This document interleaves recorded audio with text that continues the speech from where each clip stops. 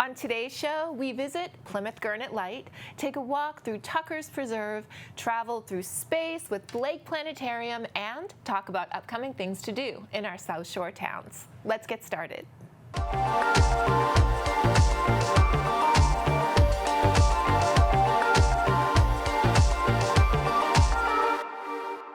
Lighthouses are icons of culture and mythology, and historical beacons that signify a journey's end and the hope that home or port is just ahead. This holds true for Plymouth Gurnet Light, a lighthouse with an interesting story to tell. Up next, we look back to 2020 and our Silver Telly Award-winning story for history, Plymouth Gurnet Light on the local scene. Lighthouses, majestic beacons of light that have enchanted people for centuries. These historic icons have become intertwined in the American cultural landscape. This especially holds true in New England, where lighthouses have become a point of interest for visitors from around the globe. Plymouth Gurnet Lighthouse is one of the many examples of the fascinating stories these relics have to tell. This is the story of Plymouth Gurnet Light.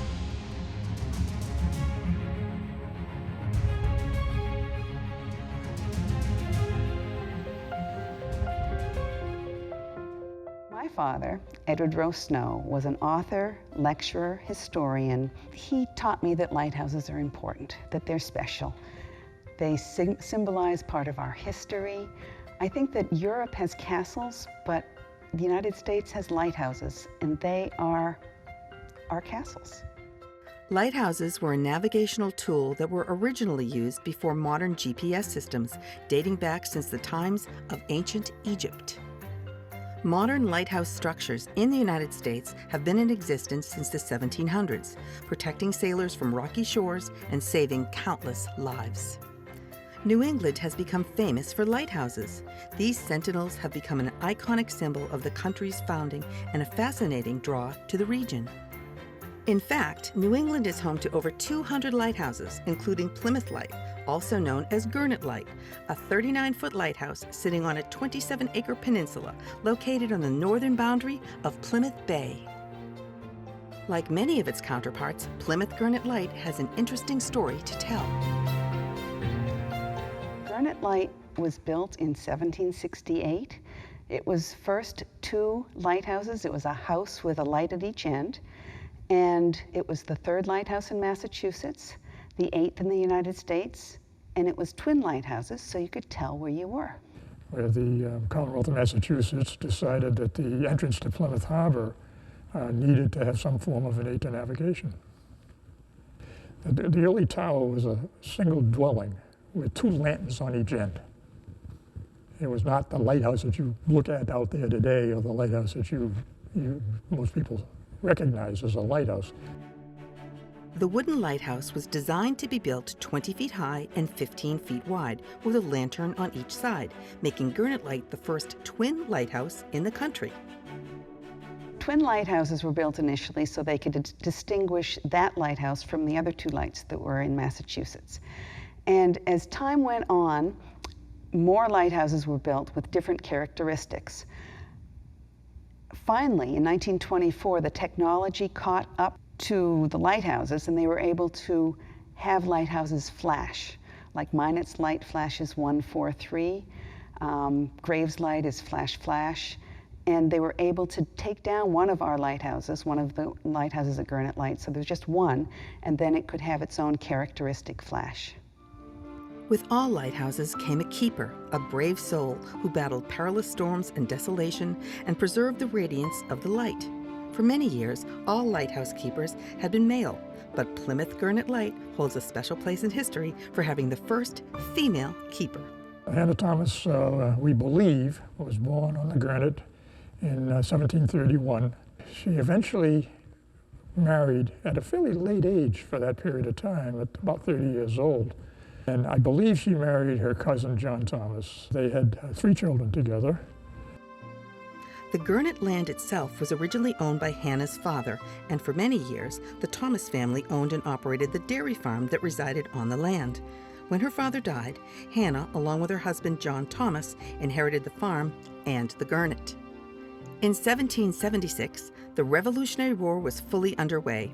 In May of that year, General Thomas was appointed to command all American troops in Canada, leaving Hannah Thomas as the sole keeper of the lighthouse. While at war, Thomas contracted smallpox and died, making Hannah Thomas America's first female lighthouse keeper, and as some would say, one of America's feminine icons. She was a single mother. She had 3 children. She was able to be the lighthouse keeper, to take care of the dairy farm, to do all the things that she had to do and still be a mother. Pretty impressive. So here we have Hannah Thomas, a dairy farmer, a lighthouse keeper, and a pretty smart businesswoman. I think you could make a case that maybe some of the women's movement began right at Plymouth Light or in Kingston with one Hannah Thomas. After her husband's passing, it seemed that Hannah was on her own. But while many women of her time would have faltered after their husband's passing, Hannah chose to fight. The war was over, and in 1783, the Commonwealth of Massachusetts said, well, we've got to put the lighthouse back in order again and get it because we need the aid of navigation. And they had a committee formed to go down and pick a lighthouse keeper.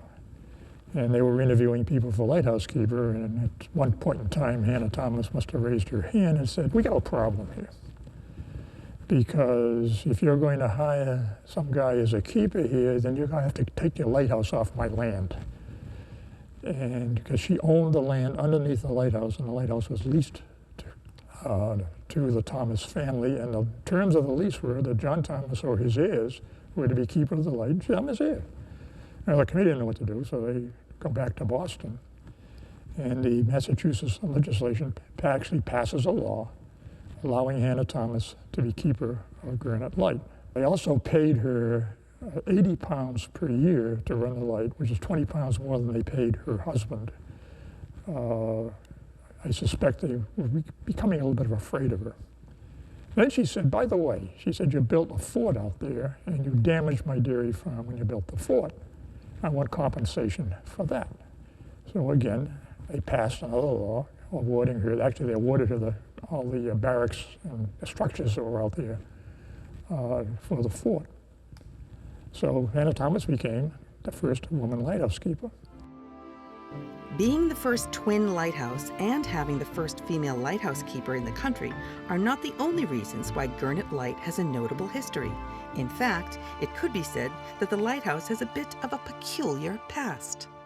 The Niger tried to blockade Plymouth Harbor, and there was a skirmish between the militia that were stationed at the Gurnet at that time and the Niger, and shot a cannon at the lighthouse and hit the lighthouse. It actually was chasing a schooner for a prize. The schooner got away into Plymouth. And so the Niger was anchoring in Saquish Cove right off the Gurnet.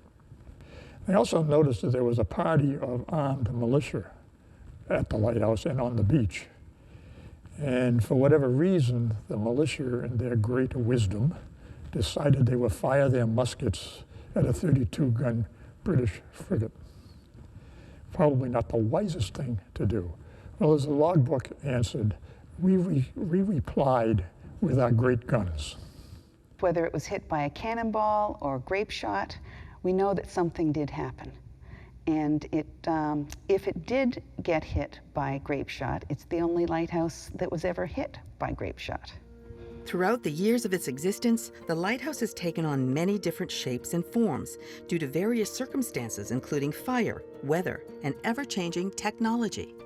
By 1842, the structure was crumbling and the lights were in need of much work. In 1871, a Fresnel lens was installed, a lighthouse innovation, since many had complained that the old version of argand lights were as dim as a house. The Fresnel lens was a game changer. The reason is that the older lights were done with reflectors. And so if you had 6 reflectors, you had to have 6 lamps. And for a seacoast light, not only did you probably had 12 lamps on the first level, and then there was another level above that, they might have another 12 lamps. So you had an awful lot of open flame to reflect off the reflectors for the light. When the Fresnel lens came, you had one light, and the beam was all gathered into one beam through the concept of the Fresnel lens. Much simpler, much stronger, and could be seen at a much greater distance. Though once a significant resource to Plymouth Harbor, the lighthouse became a victim to depleting commerce. But the opening of the Cape Cod Canal in 1914 gave a new importance to Plymouth Light as a navigational aid to ships transporting to Boston Harbor. In 1924, the Bureau of Lighthouses discontinued the Northeast Tower as the lights were beginning to phase out, thus ending a 156-year run of being twin lighthouses. On March 8, 1977, the Plymouth Light Station was officially recognized on the National Register of Historic Places, an official list of historic structures that the U.S. government deems valuable enough to be preserved for their historical significance. Seeing a need to sustain both Plymouth Gurnet Light along with its neighbor, Duxbury Pier Bug Light, a nonprofit organization was formed. Project Gurnet and Bug Light is a nonprofit organization that was started in 1983 to take care of lighthouses. Our original lighthouse was Bug Light, Duxbury Pier Light out in the middle of Plymouth Harbor. And later on in 1998, we took charge of Gurnet Light. Our job is to maintain the property and the structures and to educate the public of their historic significance. With Gurnet Light, we have the lighthouse itself, all the land that has to be mowed, the keeper's cottage, and then also there is the Revolutionary War Fort, or Fort Andrew, which was originally a Revolutionary War fort and then got expanded during the Civil War. So we have a lot of things to do there. I feel that lighthouses are a part of our history. That's why I'm involved with the organization, to preserve and keep these lighthouses going for the next generation. There are not only concerns about the integrity of the structure of the lighthouse, but also the land that it resides on. Gurnet Light is basically 5 miles out into the ocean. It's surrounded by salt water all the time. We have high winds, we have hurricane-force winds every year out there. There's been quite a bit of erosion recently. The fort itself has lost over 30 feet in the last 5 years. We've had many structures that are in danger of falling over the cliff. We're trying to build a revetment, and we're doing our best to get permitting for that, but it's a long, hard road, and we just hope that we can save things before they've gone. I mean, this is a Revolutionary War fort, and it's going to be gone if we don't do anything. The public is just amazed that it's out there. Between the lighthouse and the Revolutionary War fort that we have, we've got these two unique structures that are been around for hundreds of years. And they're amazed that it's there and just the history that we have. The lighthouses are a part of history. We can't forget where we came from. They symbolize what happened in the past. And we hope that new generations will understand how important lighthouses were and how important lighthouses will continue to be. There are many mariners today who still use lighthouses as a backup navigational system. Symbolically in literature, lighthouses represent the way forward through the treacherous waters of life. But also, Plymouth Gurnet Light and lighthouses like it represent a pathway to the past of our very history, a pathway that will need to be preserved for the generations to come. To almost every man and woman, there is something about a lighted beacon which suggests hope and trust and appeals to the better instincts of all mankind.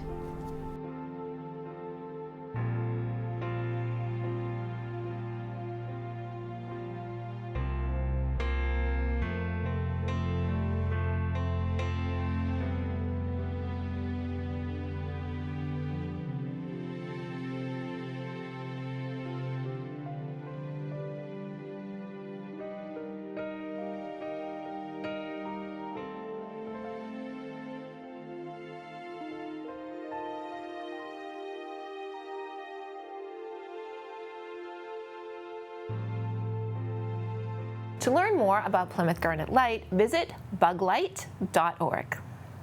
Zachary Lamotte is a local historian, podcaster, and blogger whose book, Classic Restaurants of Boston, covers the quintessential locations of Beantown's most beloved eateries. On July 22nd from 2 to 3 p.m., join the Kingston Public Library at the Adams Center for an author talk with Zachary as he explores his favorite foods throughout the hub. You'll also have the chance to preview his newest book, Distilled in Boston, where Zachary will reveal the backstory of the craft spirit movement in the Boston area, the history, the processes, and marketing techniques that have made this resurgence come to life. To register for this event, visit the Kingston Public Library website. Eating well is good for you, no matter how old you are, but for seniors, it's vital in the prevention of ailments like osteoporosis, high blood pressure, and heart disease. On Wednesdays from August 2nd to September 6th, the Pembroke Council on Aging and Old Colony Elder Services will partner to host Healthy Eating for Successful Living, a 2-hour program. In this weekly workshop, you'll explore tools to help you avoid chronic illness and improve overall wellness, like Explore My Plate, meal planning, label reading, portion control, and physical activity. Register by calling the COA at 781-294-8220. The only 4K full-dome planetarium south of Boston, Blake Planetarium in Plymouth, is a local gem, connecting students of all ages with our big, beautiful universe. It's also the subject of our 2023 Silver Telly Award winner for Educational Institution. Here's Blake Planetarium on the local scene. I remember my first experience. It was at the Museum of Science in Boston. I must have been probably 7 or 8 years old. I walked in, I got that Fenway Park experience. I got, wow, this is something. My first planetarium visit could have been when I was in this job and we went to Boston. And I went to Boston to do research on our planetarium and how could we improve it. And I was just blown away at what they used the planetarium for. And again, not just to see astronomy, space science, earth science pieces. It can be a multi-purpose space. It can extend beyond that. And I don't think we ever looked at it that way before because of the technology we had in here. And I think part of that went towards the reason why we were able to get an upgrade and do the things that we do in here now. I guess sometime in the 70s it was probably built. At the time, there were numerous planetariums that were being built around the country because, I mean, it was the space age, you know. In 2017, there was a major overhaul where the guts of the thing was taken out and replaced with new computerized projectors, and the capabilities just blossomed from there. There are 2 projectors. The issue is trying to get the 2 images to blend nicely.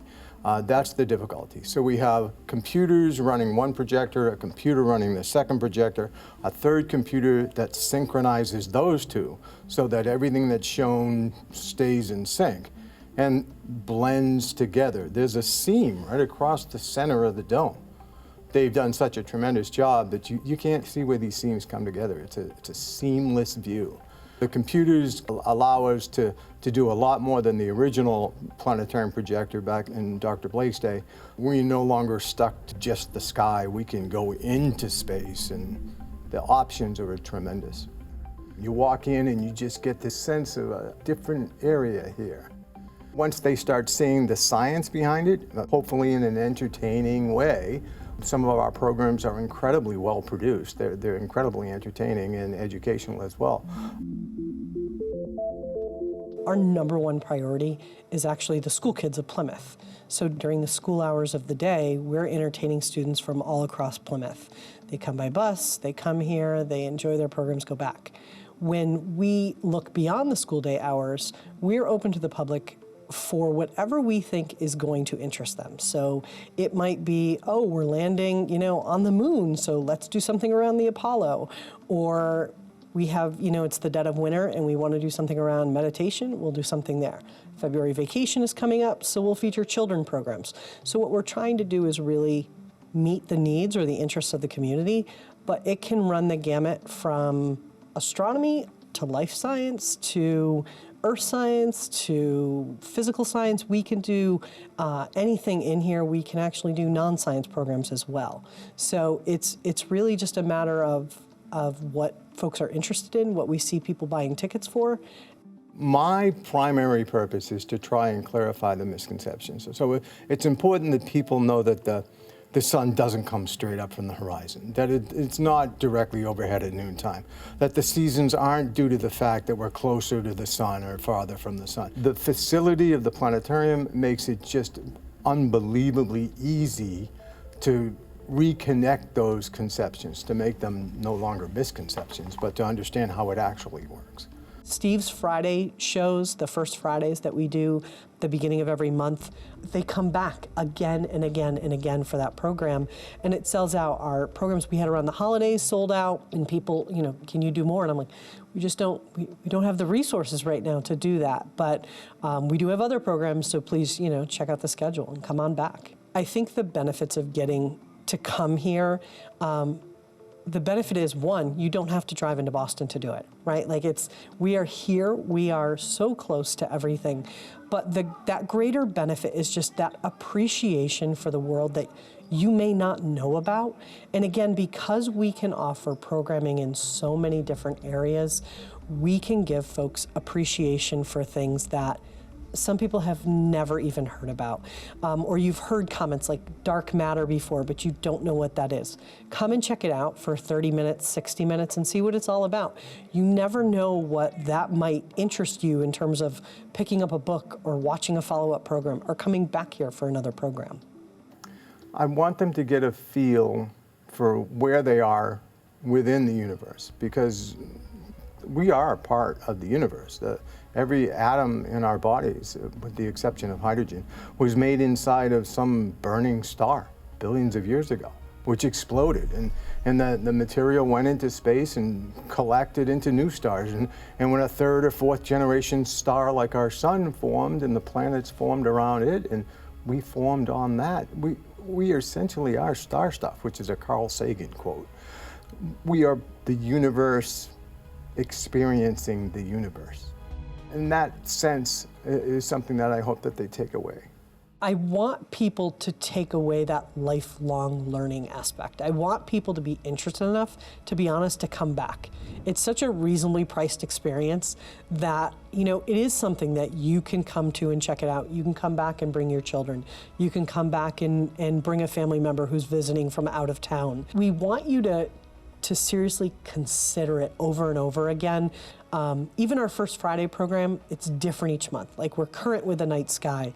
You take that, you come back, and then maybe you go home and maybe you install Star Walk on your own phone and you appreciate it more. And you come here and then you start to ask questions. And again, that lifelong love of learning and just enjoying something that you maybe never thought you would. I hope that they take away a sense of awe. If you go outside on a nice clear night and look up at the stars, everybody says, "Oh, isn't that beautiful?" Well, nowadays you don't get that view around here. I mean, we're in a light polluted area. There are lots of lights out there. And because of that, you don't really get a great view of the sky. You could go to Arizona or New Mexico, I guess, and get some fantastic sky. But if you're here in New England, you're not going to get that sky. But here in the planetarium, we've got it. We've got that sky, and we can show people what the sky really looks like. We can also then talk about the problem of light pollution, or again, any other issue that we'd like to. But just the sense of, wow, that's awesome. That's what I live for. Learn more about Blake Planetarium on Facebook or the Planetarium's website. While writing is often a solitary practice, the benefit of feedback and others' perspective can benefit your process and your work. If you're a writer who loves support and the exchange of ideas and critique, the Plymouth Public Library's Wednesday Night Writing Club may be for you. Every other Wednesday from 6 to 8 p.m., share your work and thoughts in a supportive environment open to all experience and skill levels. For more information, visit the library's website or email Maureen Coleman at mcoleman@ocln.org. Make some Monday morning music with your little one at the Duxbury Free Library on July 31st from 10:30 to 11 a.m. Music Makers with early childhood educator Ms. Bethany is recommended for ages 0 up to 5. Registration is required. Visit the library's website. Next up, we have poet Alan Howarth reading his original work.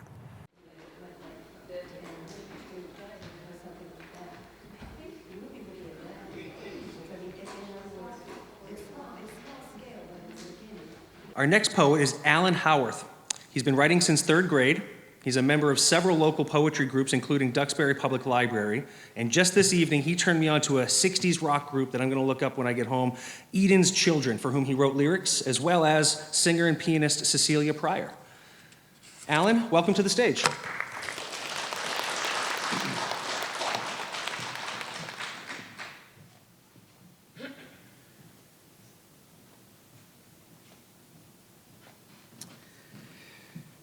Good evening. Thank you for lending your ears to me tonight. And I'm going to actually treat you to a poem that I just wrote just last night, so we'll see how that goes. As a young kid growing up in the 1960s, when you turned 18, one of the first things you had to go and do was go down to your local draft board and register for the draft. At the time, they decided to do something new, which was to create a lottery system. So depending on your birthday, you were assigned a number from 1 to 365, as I recall. I was lucky. I got 261. But that's kind of the background to this first poem that I'm going to read tonight, and it's called Numbers. You know, it was a time of great uncertainty during those days, and so basically you were getting numbers to either kill or be killed.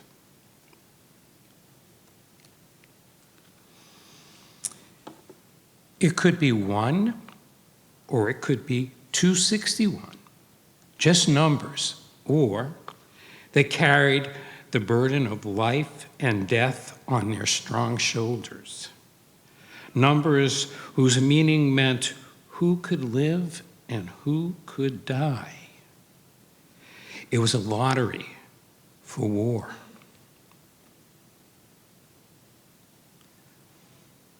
Many signed up. Some fled.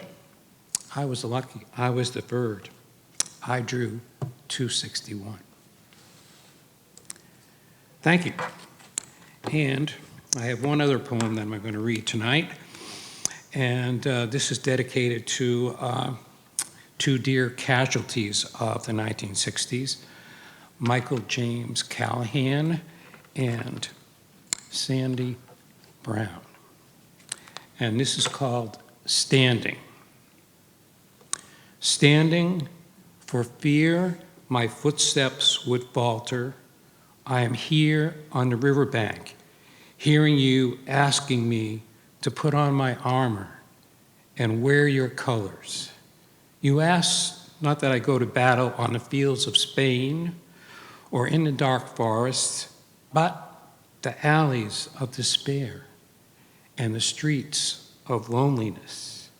You offer your love as my shield, that same love you will use to nurse my wounds, to fight the illnesses that plague my heart. Lady, I shall carry your banner, a white dove on a scarlet field, Dona nobis pacem inscribed in the strongest black.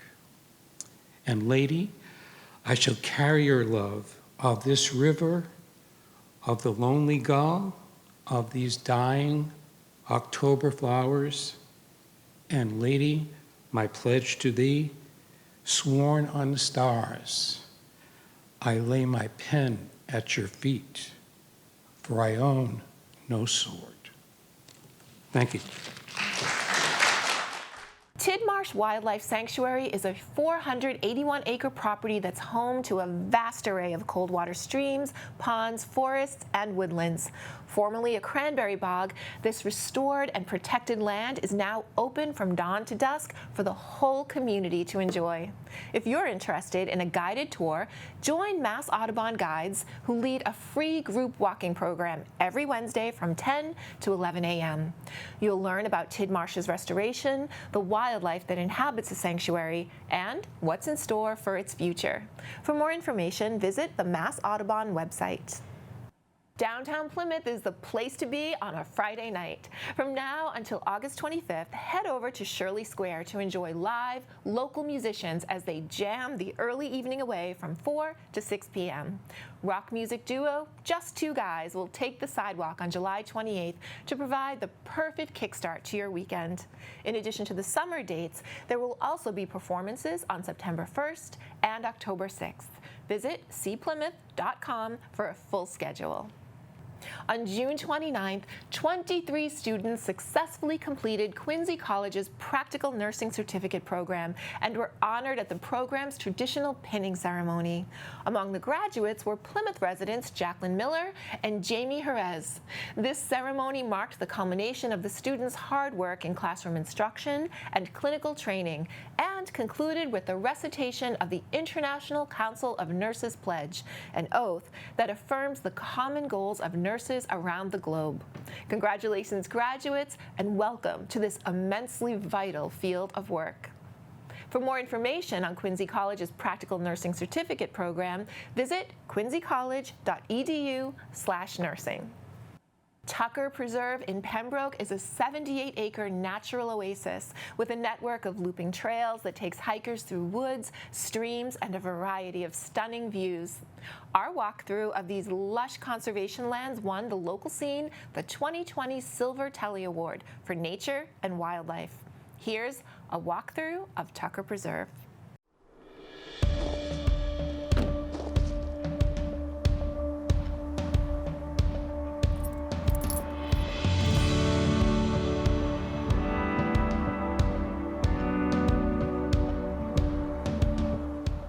Golden, crisp leaves falling softly from almost bare trees, lifting and falling in a hushed, gentle breeze, slowly dropping to the soft, cushioned ground, whispering and rustling a soothing sound.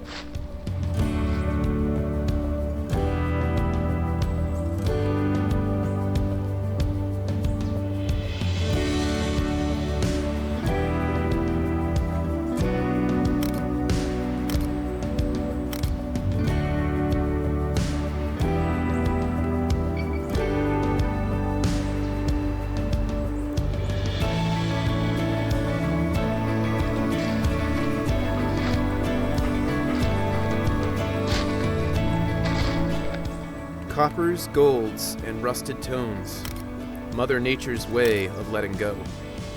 They fall and gather one by one. Autumn is here, summer has gone.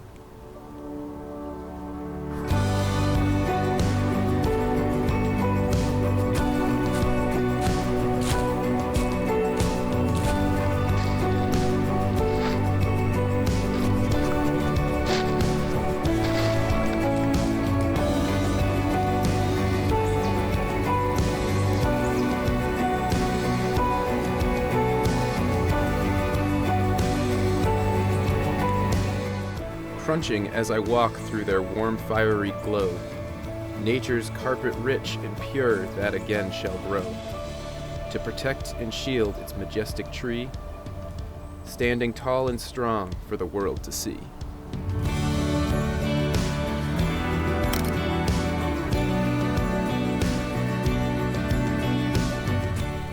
They rise and fall in the cool, crisp air.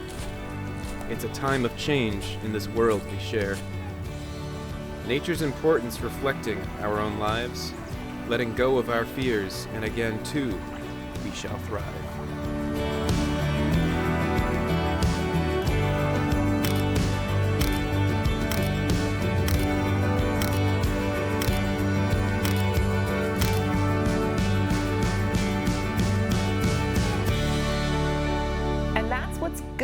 Good to know on the local scene this week. Thank you for watching. We'll see you next time.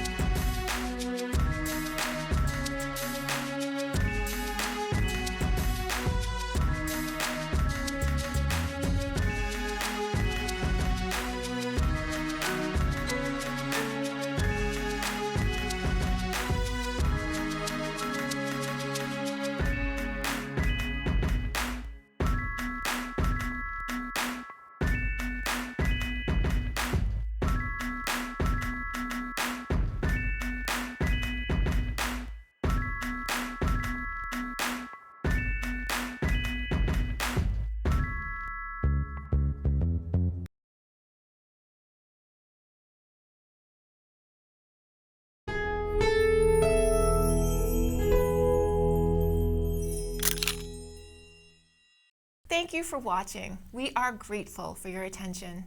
If you like what you saw, please like and subscribe to The Local Scene here and share everywhere. Thank you, friends.